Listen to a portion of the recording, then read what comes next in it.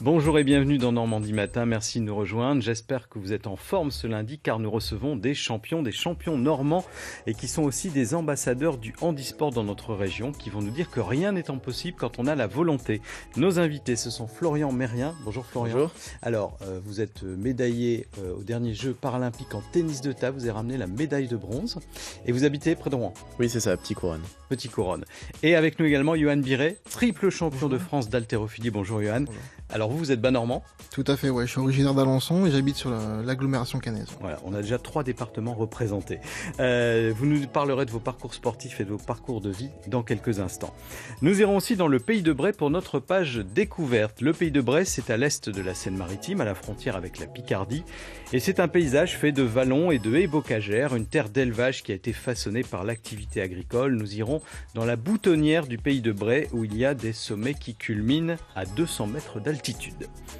Et puis tout à l'heure, nous recevrons 2 agents du refuge SPA d'Étalon dans Seine-Maritime qui vont nous présenter des chats et des chiens à adopter, des animaux qui s'appellent Courage, Meringue, Harper, Choco et Lily, et ils cherchent un nouveau foyer.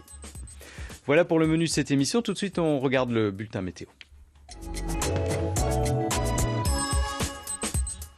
Ciel variable ce matin en Normandie et ce sera encore le cas cet après-midi. Regardez la carte des prévisions de Météo France. Les conditions seront variables, le ciel sera partagé entre nuages et éclaircies. Des averses restent possibles localement, surtout vers le littoral. Dans l'intérieur de terre, le temps sera un peu plus sec. Les températures en légère baisse avec des maximales qui seront homogènes, proches des 17 degrés le plus souvent, et quand même 18 degrés sur les agglomérations de Caen, Rouen ou Évreux. Les belles photos du jour, eh bien c'est le Mont Saint-Michel qui a vécu ses grandes marées ce week-end. Regardez ces photos envoyées par Jean-Baptiste. Le mont est redevenu une île pendant quelques heures avec des coefficients de plus de 110 et évidemment, comme à chaque fois que ce phénomène se reproduit, des promeneurs qui sont venus profiter du spectacle, qui ont même eu la chance d'avoir un petit coucher de soleil. Merci à Jean-Baptiste pour ces photos. Vous aussi, vous pouvez nous envoyer vos photos de météo à l'adresse habituelle normandie-matin@francetv.fr. On parle de handisport maintenant avec Johan Biret et Florian Mérien, tous les deux ambassadeurs du handisport en Normandie. On va commencer par rappeler votre palmarès, vos palmarès, messieurs. Alors Florian Mérien, vous avez en tennis de table des titres nationaux, internationaux et 3 médailles aux Jeux paralympiques, dont celle-ci. Alors celle-ci, c'était la dernière, celle de bronze à Rio. Voilà, vous avez ramené ça de Rio. Est-ce qu'au bout de 3 médailles olympiques, paralympiques, on finit par s'habituer et être un peu blasé? Ah non, je pense qu'on est loin d'être blasé et moi en tout cas j'aimerais en avoir d'autres. Non, évidemment c'est beaucoup de préparation et c'est un aboutissement à une longue préparation qui a commencé, qui dure 4 ans quoi. Après on a évidemment des pics un peu plus importants mais en tout cas moi, je reviens de Rio et j'ai hâte d'être à Tokyo. Alors, on avait vu des images au moment de ces retransmissions. D'ailleurs, vous aviez une coiffure et une barbe un peu étrange à ce moment-là. Au moment de cette médaille, c'était une grande joie. On va peut-être non, on les a pas, mais c'est pas grave. Les médailles des Jeux paralympiques, donc c'était Rio en 2016. Il y avait eu les JO de Londres. Vous aviez ramené la médaille de bronze en individuel. Non, par équipe. Par équipe. Ouais. Voilà. Et il y avait une autre médaille. C'était à Pékin déjà. Ça. En 2008. Médaille d'or, par équipe. Donc ça fait 8 ans que vous êtes au top en fait. Ouais, au top, je sais pas, mais en tout cas, j'ai la chance de revenir assez souvent avec des médailles de mes grandes compètes, donc... Alors vous voilà, on vous voit, voilà. Ah, c'était des bons moments, voilà, après on est... c'est toujours le... Là, vous saluez vos fans. J'avais un peu de ma famille qui était là et c'est vrai que souvent on fait un peu n'importe quoi, mais voilà, c'est une compète vraiment difficile et de finir par une médaille, c'est cool. Moi, j'avais fini 4e à Londres en simple, donc je me rappelais que c'était des sales moments. C'est la plus mauvaise place, on dit, 4e. Ouais, c'est ça, ouais. C'est compliqué parce qu'on est si près de faire une médaille. On a 2 matchs à gagner, enfin un match sur les 2 et on n'en gagne pas, donc... Et puis vous vous entraînez donc à fond, quoi. C'est-à-dire vous êtes plusieurs heures par jour à jouer. Ouais, tennis de table. pour les jeux, quand on était en stage, on était entre 6 et 7 heures par jour. Donc, Ouais, c'est ça, c'est très donc ouais, intense. ça demande un gros entraînement. C'est ce qu'on voit à l'entraînement. Le sport, c'est depuis que vous êtes enfant, que vous avez attaqué le sport? Oui, j'ai toujours fait du sport. Moi, j'ai une maladie dans la moelle épinière à l'âge de 18 mois, donc j'ai toujours été handicapé, pratiquement en tout cas.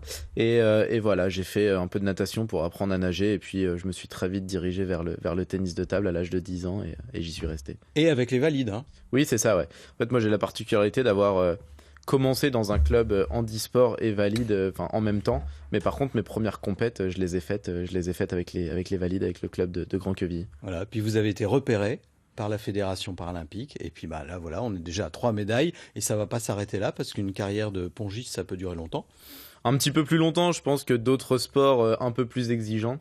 Et en handisport encore plus, parce qu'on a un peu moins de sollicitations corporelles. Alors ça reste du sport de haut niveau, mais vu qu'on n'a pas l'utilisation des jambes, on peut en tout cas... On a vu d'ailleurs, perdurer. on a vu cet été, quand on a vu les retransmissions des Jeux paralympiques, effectivement, en tennis de table, il y a des gens qui sont assez âgés, hein, de tous Ouais, les pays. dans beaucoup de pays, ouais, c'est sûr que même notamment dans les pays asiatiques où c'est vrai qu'on est un peu plus dans l'aspect tactique, etc., et qu'on est vraiment, vraiment là-dedans. Alors, vous êtes ambassadeur du handisport, je le disais, pour la région, tout comme Johan. Alors oui, Johan, c'est un autre parcours, une autre discipline. Vous avez été 3 fois champion de France. J'ai une photo d'ailleurs, 3 fois champion de France en haltérophilie, Tout à fait. handisport. Mais au départ, c'était pas le sport que vous aviez pratiqué. Alors, votre parcours, il est un peu différent. En fait, votre vie a basculé quand vous aviez 8 ans. Tout à fait, ouais. À l'âge de 8 ans, en fait, avec ma famille, on a eu un très grave accident de la route. Donc au niveau sportif, j'ai commencé à l'âge de 4 ans et demi, le rugby, au Rugby Club Alençon, dont je suis le parrain maintenant. Et votre père était entraîneur, hein. Mon père était entraîneur et responsable de l'école de rugby depuis des années. Et donc voilà, le rugby c'est ma passion, le rugby à Alençon également. Et en fait, à l'âge de 8 ans, donc on a eu un très grave accident. Donc j'avais 1% de chance d'être vivant. Et je crois en fait que le rugby m'a donné beaucoup de valeurs, dont celui de l'envie de m'en sortir et d'avancer. Ce que j'ai voulu absolument faire, je voulais pas rester... Vous avez pratiqué le rugby parce que alors votre handicap, c'est une perte de force du côté droit, c'est ça? Tout à fait, j'ai une hémiplégie du côté droit en fait suite à un traumatisme crânien du côté gauche. Et donc en fait j'ai 30% de force en moins environ du côté droit. Donc j'ai pratiqué le rugby jusqu'à l'âge de 26 ans. Mais après je pouvais plus suivre physiquement au niveau des jambes, au niveau des bras. Et donc c'est pour ça que je me suis mis en... Et vous avez rencontré l'haltérophilie. Tout à fait, Voilà. j'ai rencontré l'haltérophilie. Au départ c'était juste pour m'amuser un petit peu, m'entraîner en haltérophilie, faire un peu de musculation. Et j'ai découvert que j'avais éventuellement des possibilités de résultats. Et je me suis entraîné. Donc comme disait Florian, en fait c'est très important, c'est l'entraînement. C'est pas parce les compétitions, ça dure quelques temps, quelques minutes, mais il y a tout l'entraînement qui est derrière. Donc c'est 2 à 3 fois par semaine, c'est rigorosité et l'envie d'avancer tout le temps. Et donc, pour expliquer, donc par rapport à l'haltérophilie valide qui se passe debout, donc là vous êtes allongé et vous avez soulevé des barres jusqu'à combien? Alors en compétition, j'ai validé 120 kilos et en entraînement, j'ai validé 130 kilos. Et puis c'est pas venu comme ça, hein, parce que ce que vous aviez écrit dans un livre, que vous avez commencé par des barres plus légères entre guillemets, parce que c'est quand même pas léger, et puis pour arriver donc à ces 3 titres de champion de France. Alors je vous avez arrêté les compétitions? Alors j'ai arrêté les compétitions depuis l'an dernier parce que j'avais mal à l'épaule droite en fait, et après plusieurs mois de kiné.